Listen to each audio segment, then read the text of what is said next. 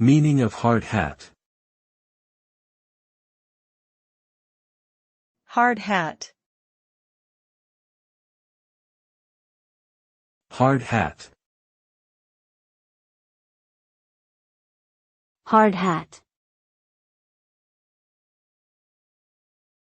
Hard hat.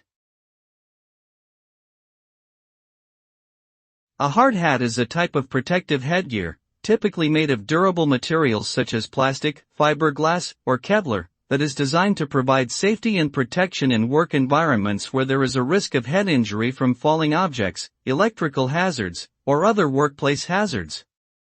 Hard hats are commonly used in the construction industry, mining, and other dangerous occupations.